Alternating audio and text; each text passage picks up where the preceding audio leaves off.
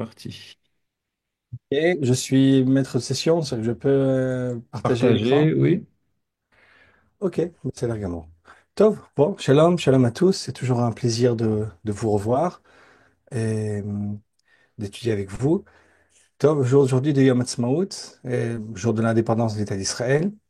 Et, vous savez, il y a plusieurs courants dans le monde religieux juif. Et moi, le Rav Cherki, on fait partie de ce courant-là qui est appelé sionisme religieux.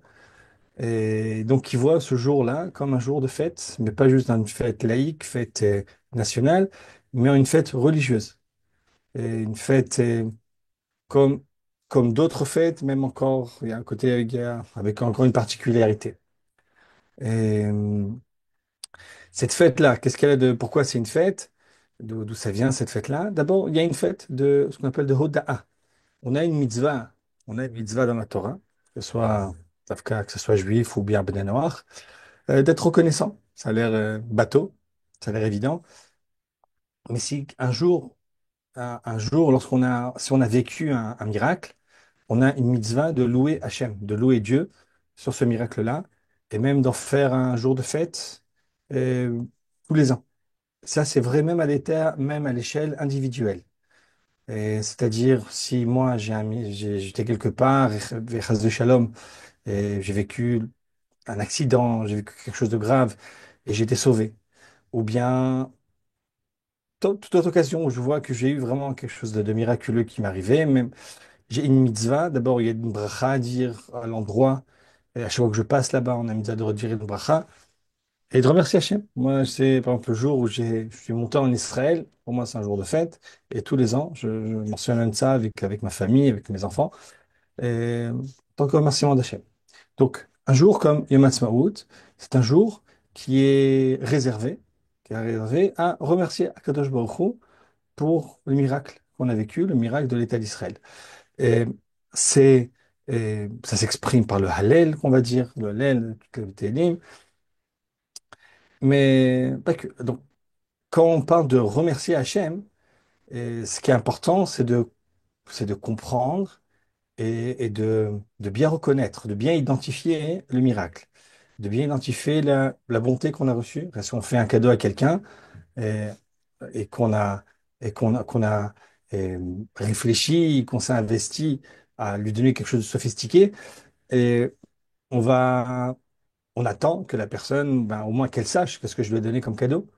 Et donc, lorsqu'on reçoit un tel cadeau, c'est important de réfléchir et de bien analyser quelle est l'ampleur du miracle, quelle est la profondeur de la bonté qui se dévoile par ce miracle-là, qui s'appelle miracle de l'État d'Israël.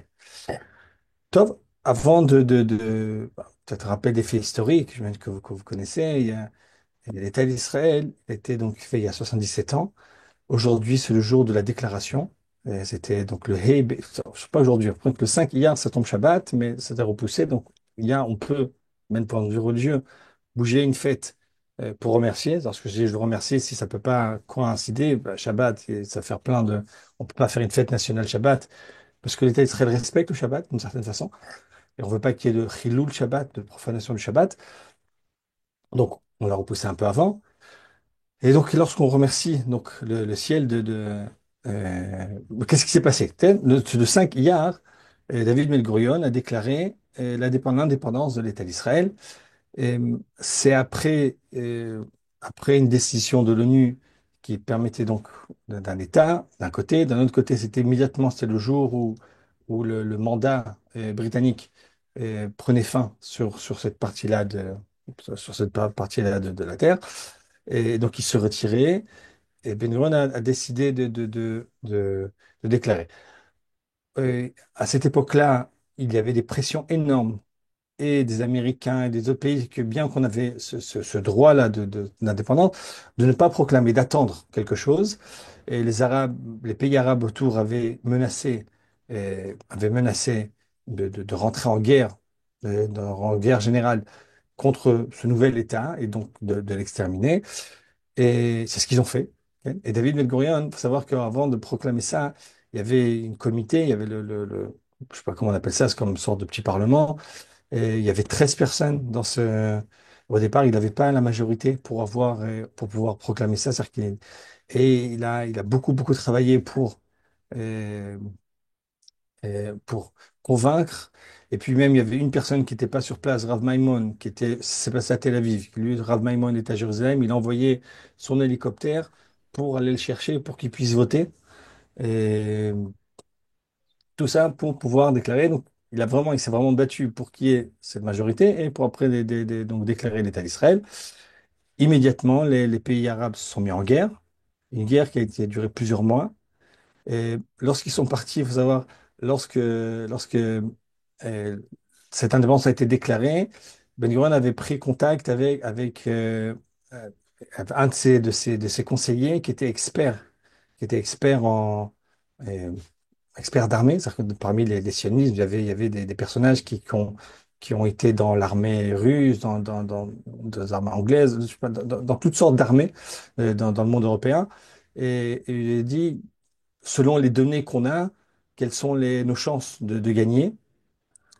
Et, et on lui avait dit que les chances de gagner, c'était 20%. 20 contre 80. Et lorsqu'on analyse les forces, on analyse les armes, et lorsqu'on analyse les- le nombre de soldats, peut-être très souvent une guerre, c'est vraiment des calculs. Vraiment un calcul, c'est mathématique, c'est le nombre de chair, le nombre de métal qu'on a, le nombre de plomb, et de fer, de ferraille. Et généralement, avec un certain nombre de soldats, avec un certain nombre c'est déjà avoué, on peut connaître le résultat d'une guerre. Et, et donc, il avait dit que c'était 80%, 20% et de chance. 80% de perdre, 20% de gagner. Ben Gurion, pour cette déclaration-là, pour convaincre le comité, leur a menti. Il leur a dit que c'était 50%, 50%. Ben, après, il s'avère que c'était que 20, c'est 80-20. Et Bechazé Hachem, par des miracles et des miracles et des miracles, évidemment des miracles cachés. Et finalement, l'État d'Israël s'est maintenu, a gagné cette guerre-là. On n'a pas pu avoir Jérusalem tout de suite, on a attendu 19 ans encore. Il y a plusieurs endroits encore qui étaient encore. On n'a pas reçu tout ce qu'on devait recevoir avec Tochni Tachalouka, avec en principe le programme qui était de séparer cette terre-là. C'est- Et, et donc, la, la, et donc c'est une guerre qui s'est fait miraculeuse. Si on avait perdu cette guerre-là, c'est le nouvel, le petit, euh, c'était pas un État, mais la présence juive sur la terre d'Israël aurait été complètement effacée et tout le monde serait reparti en Europe, en Afrique du Nord et partout. Et, donc, il y a un miracle simplement qui était donc qui est lié à la guerre qui est venue après. Le Rav Tzioud Hakouk parlait qu'il y a des miracles parfois qui se font qui ne sont pas uniquement des miracles euh, disons, dans les faits extérieurs, c'est-à-dire que le résultat d'un combat, mais il y a des miracles qui sont internes. On appelle ça dans la Gemara Nisazuta, un petit miracle. C'est le miracle de la force, le miracle du courage, de l'audace, que d'abord de David Ben-Gurion, d'avoir tenu tête à oppression américaine, oppression arabe, oppression même juive, euh, en Israël et à l'extérieur pour mettre cet état-là. Et,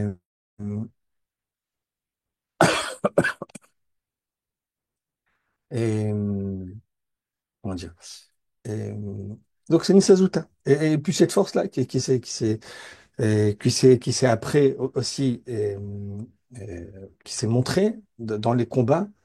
Et top. Donc il y a eu un miracle de sauvetage, un miracle de sauvetage qui a abouti donc à la naissance de l'État d'Israël. Top. On est, il y en a qui ont voulu dire que c'est un miracle qui concerne que les habitants d'Israël. C'était donc une petite minorité, mais on sait, on voit, c'est évident, quelqu'un qui regarde un petit peu le processus historique des choses, que depuis cet État d'Israël, c'est toute la vie du peuple juif qui a changé, et c'est toute l'histoire de l'humanité qui a changé. Et, et vous savez, moi j'avais pensé, c'est-à-dire qu'on est 77 ans après, et ce petit État-là a grandi, il a grandi, il a grandi, et vraiment, aujourd'hui, vous savez, dans les groupes WhatsApp, toujours, il y a des messages comme ça qui se baladent, et puis un message qui m'a tenu, quelqu'un qui fait un bilan de la dernière année. On en est à la 77e année, quelqu'un qui fait juste le bilan de qu'est-ce qui s'est passé pendant cette année-là, cette année depuis Yom Ha'atzmaut de l'année dernière jusqu'à Yom Ha'atzmaut de cette année. Moi, je veux lire ça avec vous. Et puis, et tout ça, évidemment, tout ce qu'on est en train de vivre, c'est des conséquences. C'est-à-dire que le 5 hier, ça a été c'est pas que la graine, c'est le fruit qui a commencé à pousser, qui est apparu. Et doucement, doucement, ce fruit-là, il grandit, il nous donne toute sa saveur. Et moi, je veux juste commencer par ça. Après, je vais comprendre que c'est pas que ça.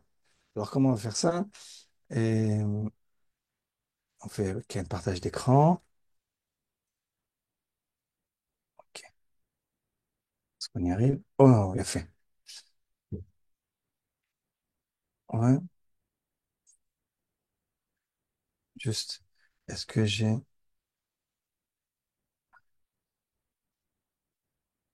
Ah, il a fait. Spotlight. J'ai le Spotlight. On dit un petit peu. OK. C'est un texte écrit par quelqu'un qui s'appelle Yuda Wald. Top. Il est comme ça. Il fait comme ça. Top. Nombreuses raisons de se réjouir ce 5e jour d'indépendance. On a bien aimé l'État. À la création d'Israël, il y avait 717, 716 000 juifs. Aujourd'hui, il y en a plus de 7,2 millions.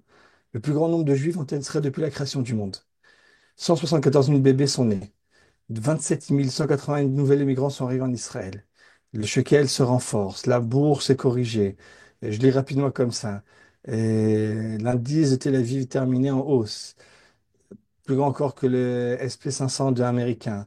L'année 24, pour le high-tech, c'était une année extraordinaire. Le taux de chômage est le plus bas parmi toutes les décennies et se classe parmi le premier en termes d'investissement, capital risque, pourcentage PIB. Et, bref, il y a beaucoup d'investissements, il y a beaucoup de startups. Et le premier mondial des dépenses sociales pour la recherche des vêtements civils. Il y a de la recherche dans la réfection. En 20 000 terroristes du Hamas ont été éliminés. Toutes les directions du supérieur du Hamas a été éliminées. Toutes les directions supérieures du Hezbollah été éliminées. A été éliminées. Je ne sais pas si vous vous rendez compte, il y a un an encore. Et, en tout cas, avant cette guerre qu'on est en train de vivre, on est encore en train de vivre. Et, on était vraiment étouffés. On avait le Hamas, on ne savait pas à quel point ils étaient dangereux et, et violents dans leur monstruosité, mais on savait au nord qu'il y avait le Hezbollah qui représentait un- une véritable menace. Il y avait un arsenal de missiles et on se préparait à des pertes énormes. Et il y avait l'armée syrienne, ok. Et toute l'armée syrienne a été détruite. Tsahal contrôle Hermon, le sud de la Syrie. L'Iran chassé de Syrie, ses milices est détruite. Le centre de défense, ah oui, le centre de défense stratégique de l'Iran a été détruit lors d'une attaque israélienne audacieuse. C'est-à-dire que, comme un le dit, et pour l'instant, on ne sait pas, bon, moi, je ne sais pas exactement ce qui se passe là-bas, mais ce qui est en tout cas dévoilé, c'est que c'est comme au foot, c'est quand il y a des cages et il n'y a plus le goal. La cage, elle est vide. C'est-à-dire qu'il n'y a pas personne pour. Donc tout ce qui était censé défendre toutes les bunkers euh, du développement nucléaire iranien a été détruit, ce système a été détruit. Tov, des milliers de d'Arabes ont vécu les camps de Cisjordanie. Les communautés de Gaza du Nord sont construits, se développent avec d'énormes investissements, des dizaines de milliers de milliards de shekels, c'est-à-dire tous les villages qui ont été détruits pendant l'attaque de Simchat Torah. 11 nouvelles côtés dans le Negev, des dizaines de localités en Judée-Samarie, des dizaines de éloignements en Judée-Samarie. Tov. Bref, et il y a le nombre de Torah qui n'a jamais été aussi grand. Et, il y a plus de 13 500 synagogues. Il y a combien d'étudiants de Torah aujourd'hui? 135 000. Et il y a une unité qui s'est manifestée. Ok, la société naturelle, le nombre d'organisations caritatives, d'initiatives, de dons de CTE, personnes âgées ou malades, sont dans le plus haut niveau dans les positions depuis la création du monde. C'est-à-dire que moi, j'ai vu cette année, par exemple, on a fait une petite campagne pour ma yeshiva et on n'a jamais autant reçu en peu de temps. C'est-à-dire que, et alors que la situation économique est plus dure, c'est-à-dire que la vie est plus chère. Moi, je vois qu'au supermarché, les mêmes produits, les prix augmentent et augmentent et augmentent, de beaucoup, de 20%, 30%. Mais simplement, il y a une beaucoup plus grande générosité. Il me dit que c'est resté dans le peuple au cours des 18 derniers mois avec des milliers de personnes qui sont descendues se battre pour des frères qu'ils ne connaissent pas. C'est les Milouïm, les réservistes, etc., etc. À la fin, il dit des millions de personnes, c'est dans le monde aussi qu'on voit cette lutte là. dans un cercle de généralité limité sans précédent dans le peuple d'Israël depuis la création du monde. Il y a encore beaucoup d'autres relations dans divers domaines, c'est vrai. On a encore un long chemin, on a encore tous les otages à ramener à la maison. Et il y a pas d'importantes missions sociales, des blessures, ok, des problèmes d'unité qui ne sont pas encore tout à fait résolus. Mais on a accompli beaucoup plus en 77 ans. Devons nous arrêter un moment pour sourire, reconnaissant tout ce que nous avons. Béni soit Dieu et la gloire de l'État d'Israël. Top. Donc c'est comme un récapitulatif de tout ce qui s'est passé. Et on voit un point de vue économique, d'un point de vue militaire. Et on n'a jamais vu ça. Le nombre de Juifs qui sont revenus en Israël, j'ai jamais vu ça. Mais moi, ça m'a fait penser quelque chose quand j'ai lu ça, un autre pasouk, un autre verset, et qui est lié clairement à ce qu'on est en train de vivre. Avant de vous dire pourquoi c'est lié, un pasouk qui est dans Jérémie, et chapitre 9, 22-23. Ces versets-là, hein, d'abord, je voudrais vous dire, il y a marqué dans un livre qui s'appelle Bnei Issachar, c'est un livre de Chassidut, que ce livre-là, hein, il a comme particularité de analyser et de, et de nous donner la profondeur qui se dévoile pendant chacun des mois de l'année. Et chaque mois, il a une certaine lumière. Chaque mois, il a une représentation. Et chaque mois est représenté, il a un verset. Il y a un pasouk, il y a un verset dans la Tanakh, dans le Torah, ou de Vim, des Ktuvim, qui est lié à ce mois-là. De ce pasouk-là, on ressort par les lettres du nom de Dieu qui se cache dans ce pasouk-là. Et pour le mois de Iyar, donc le mois qu'on est en train de vivre, il ramène ces pasouks-là. Et que celui qui commence comme ça, il ramène le pasuk 23, que celui qui se glorifie uniquement de ceci, d'être assez intelligent pour me comprendre et savoir que je suis l'Éternel. En principe de ce verset-là, il y a des mots, c'est de nom avec Bezot, Italel, Amitalel, Askel, Vedeaoti. Italel, Amitalel, quelqu'un qui veut se glorifier, qui se glorifie de ça, de connaître de me connaître, savoir que je suis éternel, qui est la bonté, le droit, la justice sur la terre. Ce sont les choses de lesquelles je prends plaisir, dit éternel. Donc, ce mois-là, il nous parle de si on veut glorifier les Hallel, comme on a parlé avant du Misa de Hallel, le Hallel, il doit être sur Askel dans le fait qu'on connaisse Hachem, être intelligent pour comprendre l'éternel. Et il y a le passouk d'avant qui dit avec quoi on ne doit pas se glorifier. Ainsi dit l'Éternel, que le saint ne se glorifie pas de sa sagesse, que le vaillant, celui qui est fort, ne se glorifie pas de sa vaillance, que le riche ne se glorifie pas de sa richesse, que celui qui se glorifie se glorifie seulement de ça. Donc si on reprend pour ce qu'on est en train de dire sur l'état d'Israël, et c'est évident que dans l'état actuel des choses, on a reçu d'Hachem cet état-là qui se développe et que dedans il y a beaucoup euh, de sagesse, on va dire de chorma, donc on a parlé, il y a de la recherche, il y a des sciences, il y a sans arrêt des nouveautés, il y a sans arrêt de nouvelles inventions, mais c'est pas de ça qui est le plus important. C'est pas de ça qu'on doit se glorifier. Il y a aussi la vaillance. Ken, il y a beaucoup de force. La Tsahal a montré, l'armée d'Israël a montré toute sa puissance, sa puissance de frappe. Et que ce soit autour, que ce soit en Iran, que ce soit de partout. Et elle a encore des cartes à nous montrer. Mais c'est pas de ça encore qu'on doit remercier. Et puis il y a la richesse aussi. On a parlé d'état économique et des startups et de la bourse et du chômage. Mais tout ça, c'est pas encore. Le point principal de ce qu'on doit louer Hachem pour ce qu'on est en train de vivre, Haskel ve'yode'ati, que lorsque les événements qu'on vit, ce sont des événements qui nous dévoilent la bonté d'Hachem.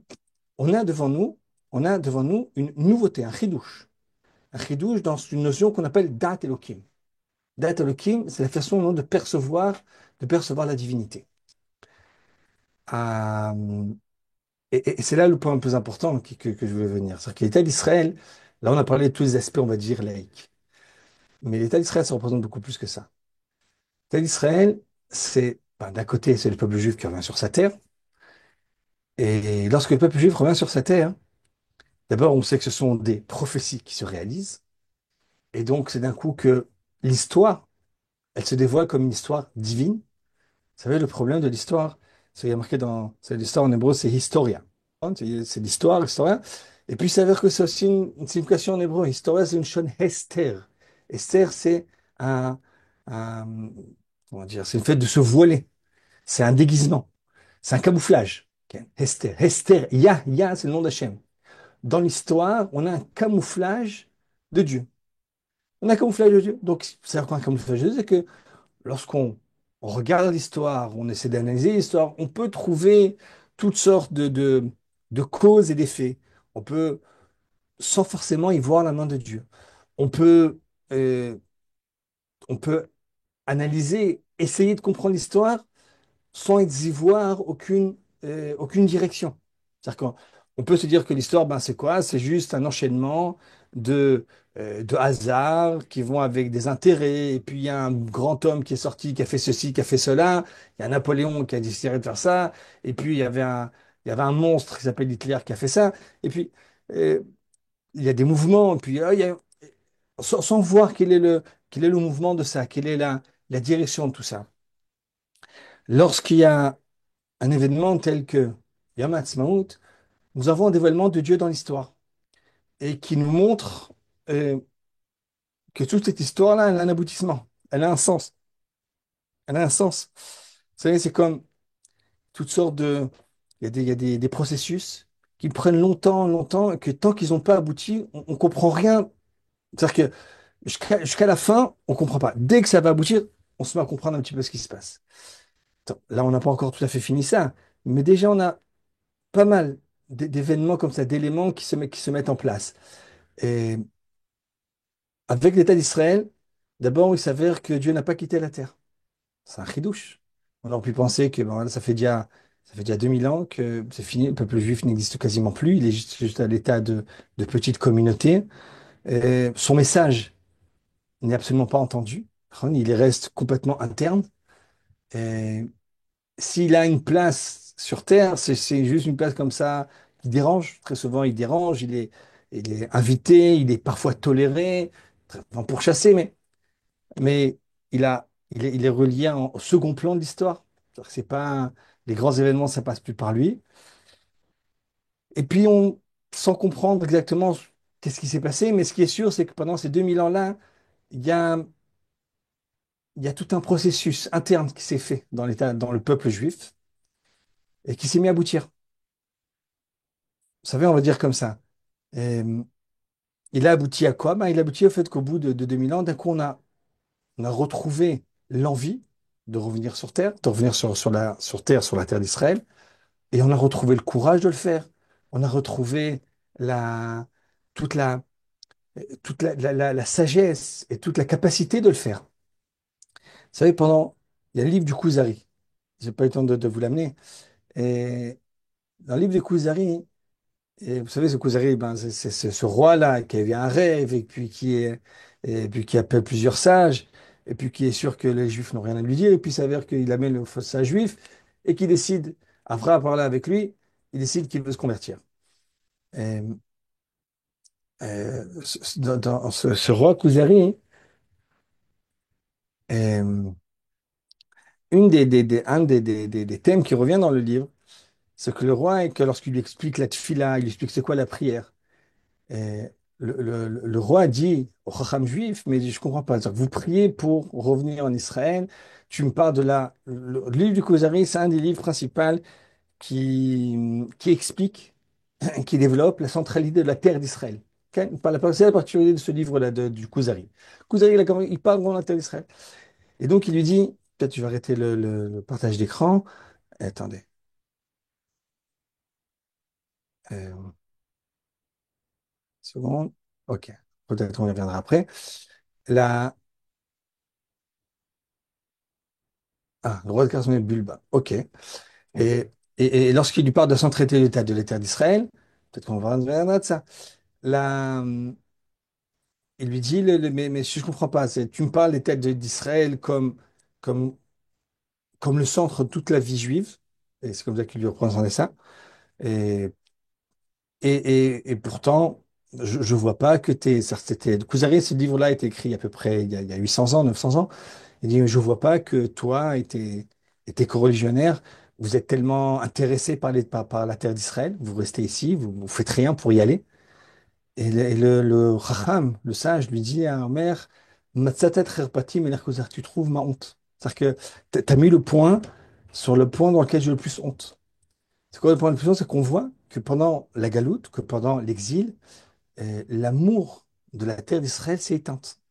En tout cas, elle a été comme euh, complètement, elle a été reliée à quelque chose de complètement idéal. C'est-à-dire qu'elle a concerné, c'est l'amour de la terre d'Israël n'a concerné que une poignée de tzadikim, de grands, grands, grands sages, de grands chassidim qui étaient, eux, évidemment, qui ont toujours rêvé de la terre d'Israël. Mais on prie pour la terre d'Israël 3 fois par jour. On prie pour la terre d'Israël dans tout, même après avoir mangé un sandwich, après avoir mangé un gâteau, à chaque prière qu'on a en prière d'Israël. Mais de facto, on était très peu intéressés d'y aller.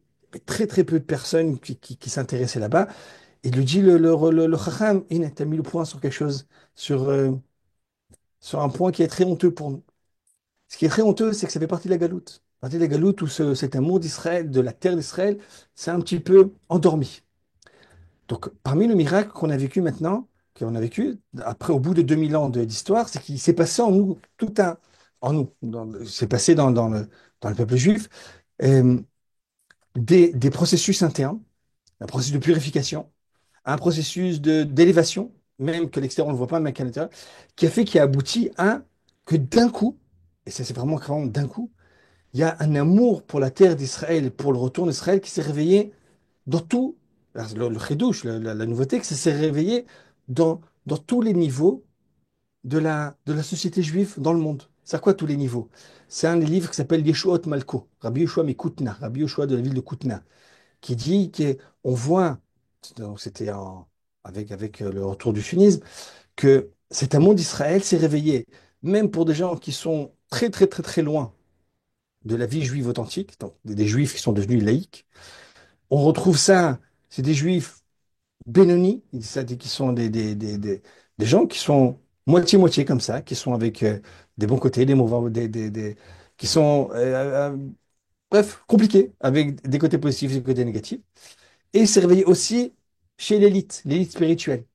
Donc on voit que d'un coup, il s'est réveillé dans le peuple juif, là, une base. Et... Bref, et c'est un miracle. C'est-à-dire que ce réveil-là, c'est un miracle. Ça montre qu'il s'est passé quelque chose, que même si pendant 2000 ans, on a l'impression que ça aboutit à rien, qu'on allait nulle part, ça commence à se mettre en place et il s'avère que on ne sait pas encore on va dire comme ça, on ne sait pas encore comment tous les événements qu'on a vécus ont créé ça. Mais on sait qu'ils ont créé ça. Cette envie, cette soif et cette capacité à revenir sur la terre d'Israël. Et d'une Yeshua Malko, que lorsqu'on voit un tel réveil, c'est sûr, c'est évident qu'on a devant nous la Géoula, la notion de délivrance, le messianisme. On a devant nous un processus qui est messianique. Et pour moi, c'est quelque chose d'évident, mais vous savez, dans le monde juif religieux, si on vous dit que euh, ce qui s'est passé, c'est un dévoilement divin, si on dit que c'est un développement de la délivrance, et beaucoup resteront incrédules. Et beaucoup aujourd'hui, malheureusement religieux, ne fêtent pas l'état de Yom Ha'atzmaut. C'est-à-dire qu'ils considèrent que c'est une fête laïque, c'est une fête, on va dire, civile. Euh, Comme il y a l'indépendance de l'État américain, des États-Unis d'Amérique, et comme il y a... Attends, on est le 1er mai aujourd'hui. Le 1er mai, c'est la fête du travail, non, si je m'en rappelle bien. Euh, Comme il y a le 14 juillet, comme... Bref, donc il y a des fêtes qui sont civiles. Et, il faut donc que c'est une fête civile. Nous, ce qu'on dit que... D'abord, c'est pas une fête civile, parce que d'abord, en soi, on dit c'est un cadeau d'Hachem, mais c'est pas ça un cadeau. Ce cadeau-là, c'est le cadeau de la délivrance d'Israël. On est en train de vivre la délivrance d'Israël. Et là, on va rentrer il y a toute une polémique autour de ça, qui est toujours de questions qui se posent, dire mais comment on peut parler de messianisme, comment on peut parler de délivrance, alors qu'il y a toute une liste, ok. Il y a toute une liste on va dire, de contre-arguments, toute une liste de problèmes qui existent encore dans cet État-là qui s'appelle l'État d'Israël. Et, et là, il faut bien comprendre que lorsqu'on parle encore une fois, de cet État d'Israël-là, on parle d'un processus qui aboutit, et- et on parle de la délivrance d'Israël. Et lorsqu'on parle de la délivrance d'Israël, on parle que toute l'histoire prend un autre tournant, elle prend un aboutissement. Et comment on sait ça? Ben, on sait ça pour plusieurs raisons. D'abord, c'est tous les miracles qui accompagnaient. Et puis, vous savez, le problème, c'est que très souvent, dans les gens avec qui, moi ça m'arrive très souvent de parler des gens qui sont religieux, mais ce qu'on appelle Haredi, qui ne croient pas dans la délivrance qu'on est en train de vivre, qui ne voient pas quelque chose de délivrance. Et, et moi, quand je leur explique ça, c'est que la grande question qu'il y a, c'est que lorsque je leur pose la question pourquoi c'est pas la Géoula, ben, parce qu'il y a encore plein de problèmes. Et quand je me demande comment devrait être la Géoula, comment devrait être la Géoula, donc la délivrance, et très souvent, lorsqu'on parle du Messie, on parle euh, on s'imagine un processus miraculeux, mais miraculeux comme la sortie d'Égypte.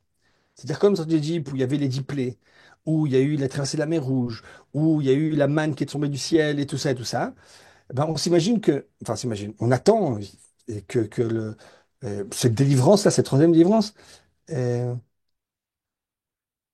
ok, on espère que cette délivrance-là, elle soit aussi par toutes sortes de miracles. Qu'elle se fasse par des miracles comme ça, ce qu'on appelle Michutz Migidrea Teva, au-delà de la nature. Ça. Et, et donc, si on attend que ça soit tout miraculeux, il me semble que le mouvement Chabad, il est très comme ça. Et donc, que ça se fasse par des miracles. Et que pour eux, donc, tout ce qu'on est en train de vivre, ça n'a rien à voir avec la Géoula. On peut remercier Hachem, d'accord. C'est vrai que c'était mieux maintenant, mais ça n'a rien à voir avec la notion de Géoula. Lorsqu'on voit les textes, surtout les textes talmudiques, les Gemara de Sanhedrin, ça, j'ai pas, qui parle qui ramène un passage de Yeshayahu, qui est Vani Hachem, de la Géoula, sur la Géoula, Be'aita Achishena. Je vais l'amener en son temps et je vais la ramener le plus rapidement possible. Et la Gemara nous dit comme ça.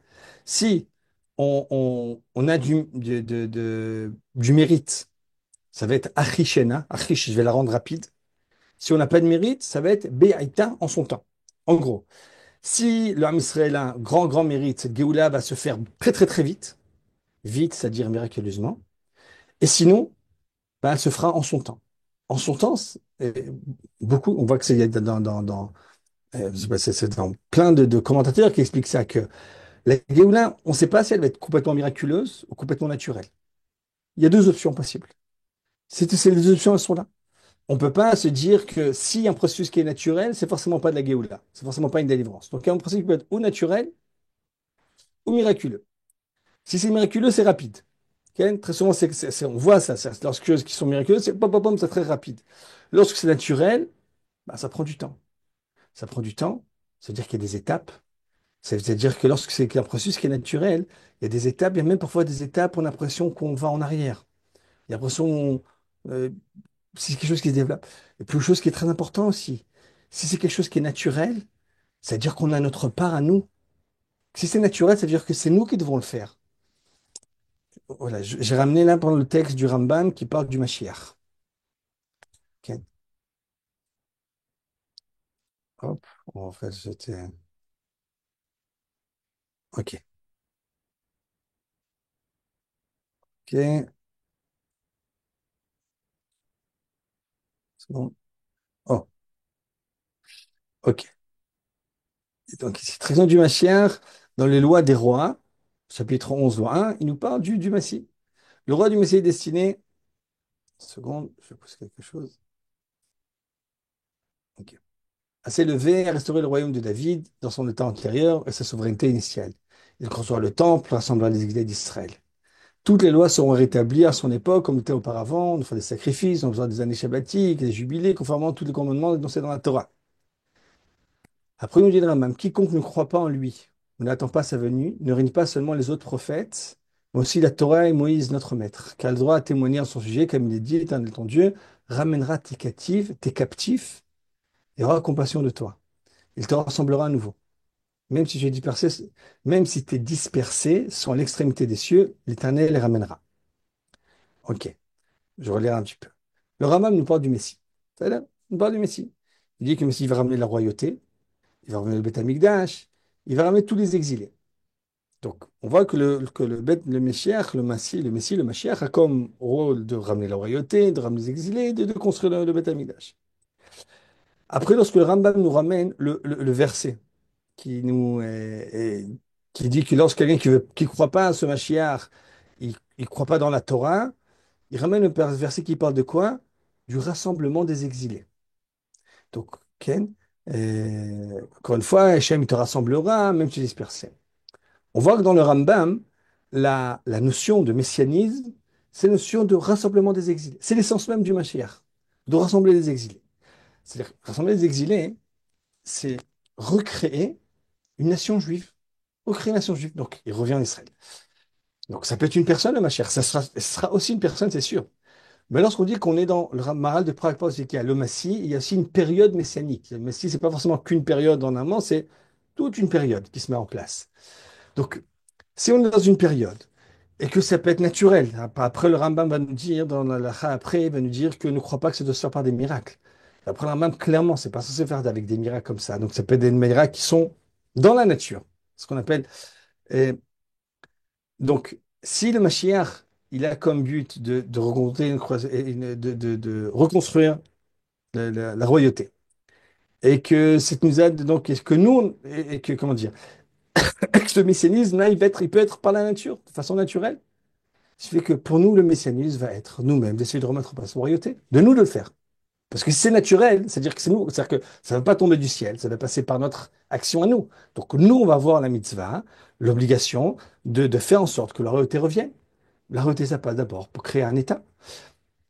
Si nous, on a les mitzvahs, si le Mashiach est censé ramener les exilés, c'est que nous, on a nous incombe cette tâche-là de ramener les exilés. Et encore une fois, moi, je dis ça comme ça. Et lorsque je parle avec ces gens-là qui sont pas, je dis, ça, il y a deux possibilités. C'est sûr que la Géoula, hein, cette notion de délivrance, elle va aboutir à, et on va voir le roi du Mashiach, le Beth Amikdash, le peuple juif qui revient à sa nature profonde, à sa nature, sa proximité avec Dieu, à sa nature prophétique. Hein. Donc vous avez dit, lorsqu'on reviendra sur la terre d'Israël, il y a la prophétie qui va revenir. Tout ça va se remettre en place.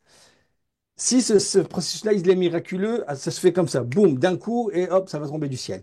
Et d'un coup, on sera. Mais le problème, c'est qu'on voit que ça fait 100 ans que ça existe, ça. Et que si c'est naturel, ça peut. C'est-à-dire que si le processus de délivrance va être un processus qui est dans la nature, il ne peut pas être autre que par l'État d'Israël. Tu sais. Ok.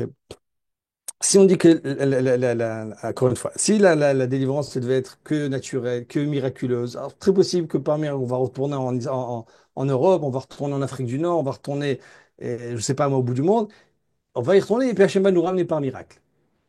Et, bon, c'est possible, peut-être, mais ben, tout le monde est d'accord que c'est pas là. Et si c'est naturel, ben, c'est évidemment que ça passera par l'État d'Israël. C'est évidemment parce qu'on est en train de vivre. Moi, je suis né en France, j'habite en Israël, j'ai ma femme, ses parents, ses grands-parents sont nés en... Bon, ses parents, elles sont nés en Israël. Mais ses grands-parents sont nés en Lituanie, en Pologne, et au Maroc, en Égypte. Et tous les exilés, on est en train de vivre. Parce qu'on a lu maintenant, il y avait 700 000 juifs. Là, on avait 7 millions et quelques de juifs en Israël. On est en train de vivre le retournement des exilés. Et le retour des exilés, c'est l'essence du Messie, selon le Rambam. Donc, on vit une époque messianique. On est en train de vivre cet aboutissement de l'histoire. À ce qu'elle, on voit que Akadosh Baruch Hu n'a pas abandonné la terre. Ah ben, on n'a pas abandonné son peuple. On n'abandonne pas son peuple. Il n'a pas abandonné. Et, et donc, il n'a pas abandonné l'histoire humaine. Et vous savez, lorsqu'on dit que on est dans un mouvement messianique, alors, c'est ça, je vais revenir. Ok. Et c'est-à-dire que, encore une fois, le Messie, c'est pour nous, c'est le délivreur. C'est quoi le délivreur? Celui qui va nous sauver de toutes les influences extérieures. Et qui va être encore une fois, quelle finalité de ça? La finalité de ça, c'est qu'on se retrouve tel qu'on est devant Dieu. C'est-à-dire qu'on puisse retourner à notre nature profonde sans aucune influence extérieure. Le fait, influence, ça peut être et influence physique et influence culturelle, spirituelle. C'est- Le Mashiach, il va aboutir à ça. L'État d'Israël en tant que aussi processus messianique, et encore une fois, c'est pas être un illuminé de voir ça, c'est simplement d'être complètement clairvoyant de voir ça. Mis à part ça, que vraiment les choses passent aussi très très vite aussi. Vous savez, il y a on va dire ça aussi. Le Gaon de Vilna avait dit à ses élèves que lui, il savait, il avait comme ça reçu que la délivrance va se passer de façon naturelle. Enfin, de façon naturelle, mais toujours elle va être accompagnée par une main divine. Ça va être naturel avec une main divine. Il va appeler ça qu'on appelle ce qu'on a en gros le Mashiach ben Yosef. C'est le Messie qui vient de Yosef. C'est le Mashiach qui va s'occuper de mettre en place, de préparer l'autre Messie, le Messie de David. Et donc ce Mashiach ben Yosef, c'est la force surnaturelle qui accompagne les événements naturels. Et donc on revient à ce qu'on a parlé tout au début, et la déclaration de l'État d'Israël, les guerres d'Israël, le développement fulgurant d'Israël, tout ça c'est naturel, mais avec cette main divine, cette main miraculeuse. Ce qui fait que euh, ce jour-là, ben, c'est le jour où une nouvelle étape, le peuple juif se remet à se reconstruire. Et peut-être vous connaissez il y a dans le livre de Kuzari aussi, donc lorsqu'il parle entre la relation entre Israël et la terre d'Israël, il donne l'exemple de la vigne. Il donne l'exemple de la vigne. Et c'est-à-dire que le roi lui pose, c'est quoi, qu'est-ce qu'il y a de particulier dans cette terre-là? Il lui dit, regarde, bah, chaque chose, chaque terre, elle est, elle a son potentiel agricole. C'est-à-dire, il y a certaines terres qui sont propres, qui sont capables de donner des bananes, certains fruits, certains légumes. Et puis, il y a une certaine vigne, disons, qui peut pousser que dans certains endroits, que dans une certaine montagne. Si tu la mets ailleurs, tu mets ce même plan-là, tu le mets ailleurs, bah, ça va pas donner les mêmes raisins. Tu mets un autre arbre dans cette terre-là, eh ben, ça donnera pas, ça poussera pas comme il faut. Mais quand tu mettras cette vigne-là dans cette montagne en particulier, tu verras les fruits extraordinaires qui vont sortir. Il dit, c'est comme ça le rapport entre l'État d'Israël, la terre d'Israël et le peuple d'Israël. La terre d'Israël et le peuple d'Israël. Ce lien-là qui se remet en place, le fait qu'Israël, le peuple juif se remet sur place, qui reprend ses racines, qu'à nouveau, une fois après avoir été déterré, il se réimplante, il se met en place comme une connexion, se met en place un Hashpaot Adadiot, tout un système d'influence mutuelle entre la terre et le peuple. C'est-à-dire quoi? C'est-à-dire que euh, la terre se remet à vivre, et on voit ça c'est le terroir, effectivement. Et la terre se remet à vivre. Vous savez, il y a une des malédictions qu'on a reçues qui dit Veshamemu ala uvea. Sache que la terre d'Israël va rester aride, va rester un désert quand vous ne serez pas là. Et ce qui s'est passé, moi j'habite à Hedera. Hedera, c'était des marécages. Marécages, c'est-à-dire qu'il n'y avait rien. Et que ce soit un peu partout, il y avait quelques villages, quelques villes comme ça qui étaient dans tout Israël. Il n'y a jamais eu un État qui est monté en Israël. C'est des ruines. Il y a des explorateurs qui sont baladés comme ça, qui vous racontent à quel point c'était dur, comment c'était pénible, comment c'était. Bref, une terre maudite qui a plus rien donné. Et quand bah, le peuple juif est revenu, qui se met à revivre, à replanter, et d'un autre côté aussi, euh, on voit le peuple juif qui se remet en place. Vous savez, on relit moi, c'est le nombre de Torah qu'il y a, le nombre de chesed qu'il y a. Vous savez, cette année, cette guerre-là, hein, elle nous a dévoilé les qualités, et les profondeurs de la qualité des Juifs.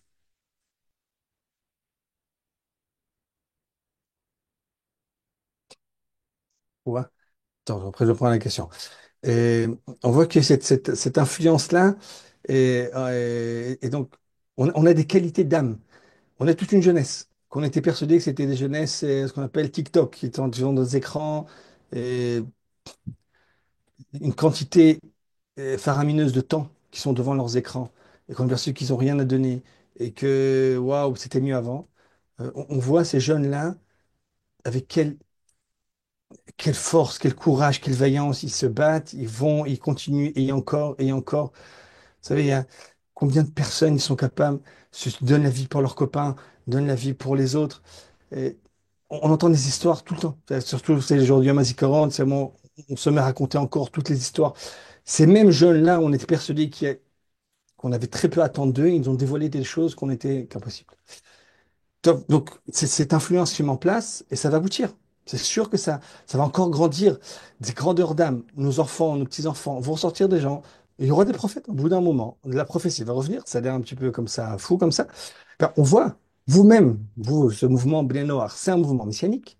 C'est Beshuv Hashem et Tzion, Hayinu Kecholmim. Lorsqu'on revient, si on est comme des rêveurs, Az yomru, Igdil Hashem soti mele, Igdil Hashem soti manu. Les peuples diront, regarde ce que Hachem a fait à ce peuple-là, et nous-mêmes on dira, qu'est-ce que Hachem a fait pour nous? On voit qu'il y a un changement euh, il y a toute une évolution dans la perception divine chez les nations. Et vous en êtes les précurseurs de ça aussi. Tov, question. La question est à partir de quel moment considère le projet du retour est accompli? Quel moment le dévoilement de Mashiach avant, et ça va s'accomplir complètement. Je vais dire quelque chose. Ça va jamais être complètement accompli. C'est-à-dire que le processus messianique, le processus de délivrance, il est infini. Infini. Il y a une infinité de niveaux. Et il y a quand, donc, à l'État d'Israël, c'est une étape. Et puis, on va faire bientôt le jour de Jérusalem. C'est une autre étape. Et puis, il y aura une étape avec le Beth Amikdash, il y avait une étape avec le Mashiach, il y aura une étape avec la résurrection des morts. Mais après la résurrection des morts, il y a des étapes. Vous savez, le processus, c'est un processus qui est infini. Infini, ça veut dire qu'il va monter tout le temps. Ça va toujours en augmentant. Toujours, toujours, toujours. Et ce sera jamais la même chose. Ce sera jamais, on va rester au même niveau et ça reste comme ça statique. Lorsqu'on parle de quelque chose d'infini, et c'est vrai, on parle de Amanetzach, le peuple éternel, il y a une histoire qui est éternelle. Et donc, ça va bouger tout le temps. Tout le temps. Ça augmente, ça augmente, ça augmente. Et donc, bon, d'abord, c'est clair, tant qu'il y a encore des juifs en galoute, ben, c'est pas accompli, tant qu'il n'y a pas le Mashiach, quand on n'a pas le Beth Amikdash. Mais, mais on voit que c'est une autre étape. C'est une autre étape. Et on va dire ça le plus profond. Ce qui s'est passé avec l'avènement de l'État d'Israël, c'est le peuple juif qui s'est mis à revivre en tant que nation.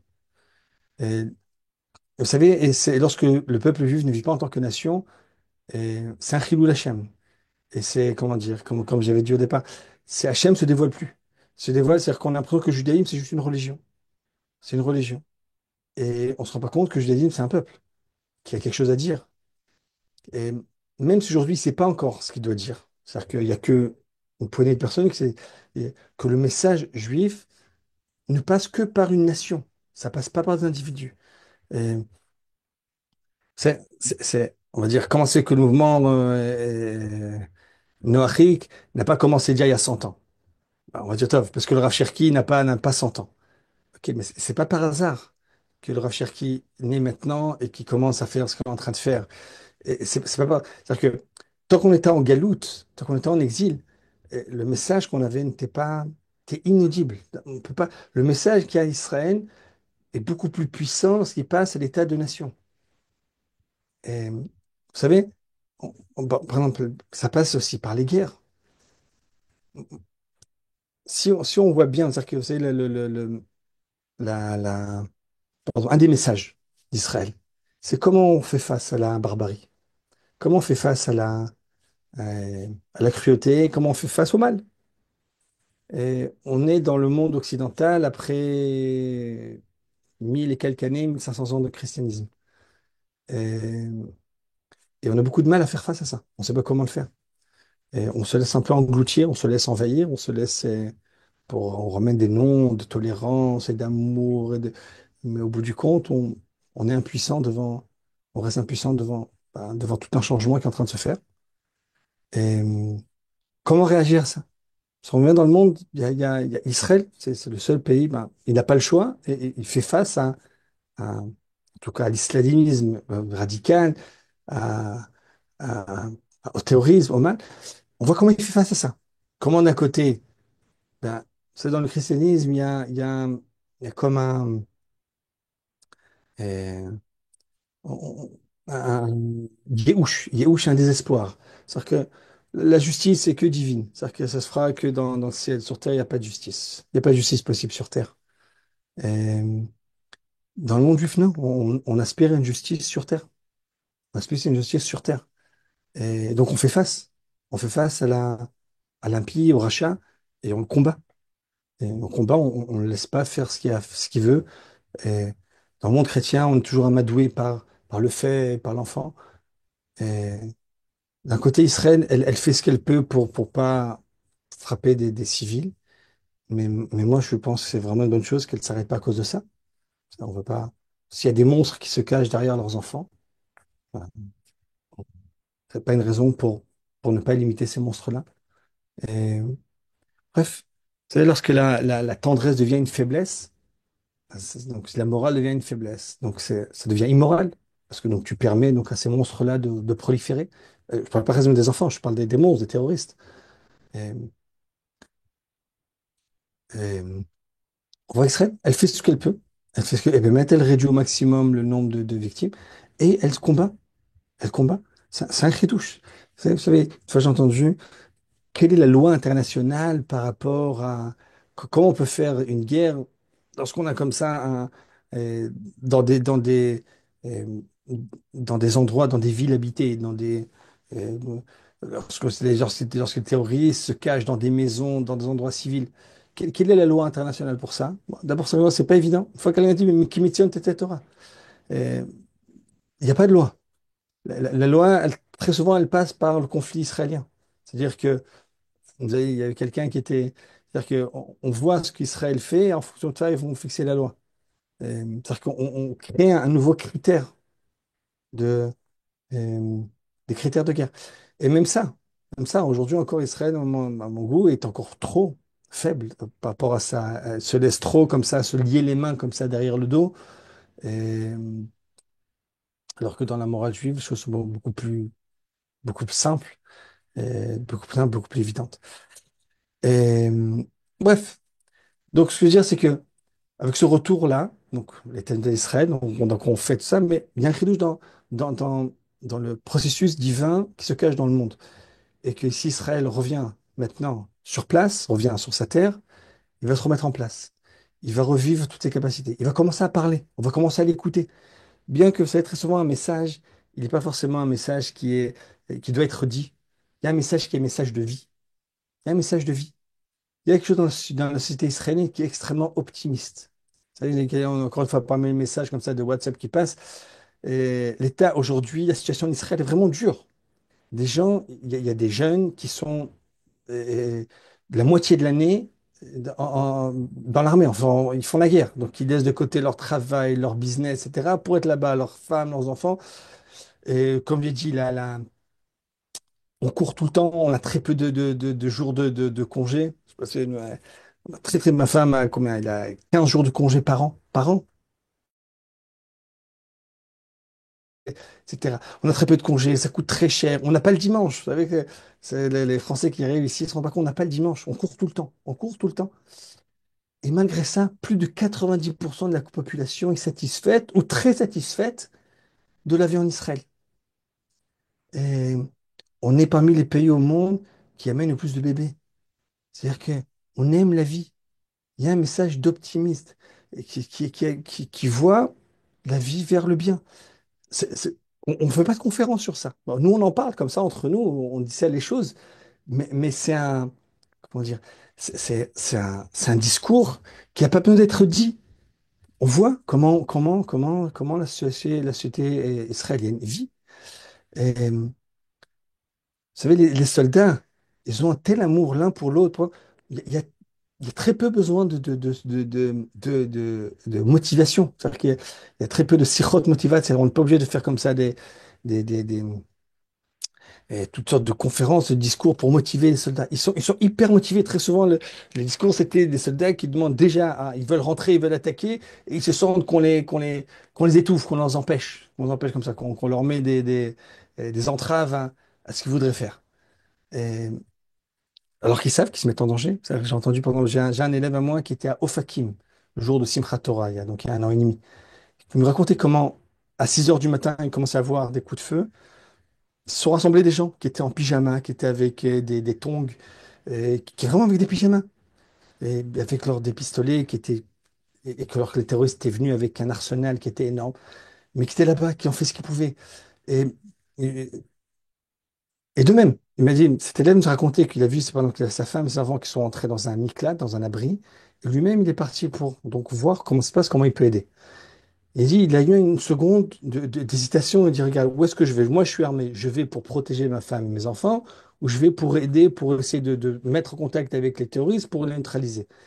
Il a eu une seconde d'hésitation, et puis il a décidé. Maintenant, il y a quelque chose de grand qui est en train de se passer. Hop, il s'est mis au combat. Lui-même, c'est quelqu'un qui a fait des commandos. Il n'avait pas d'armes. Mais bref, euh, ce que je veux dire, c'est que c'est un message. C'est un message qui passe, qui se met à parler. Donc, cet état-là, il parle, il raconte plein de choses, même si c'est pas encore ce qu'il dit. Et Bezrat Hashem, et puis on a parlé de la Torah qui revient. Et pour moi, ça me semble que c'est le point principal.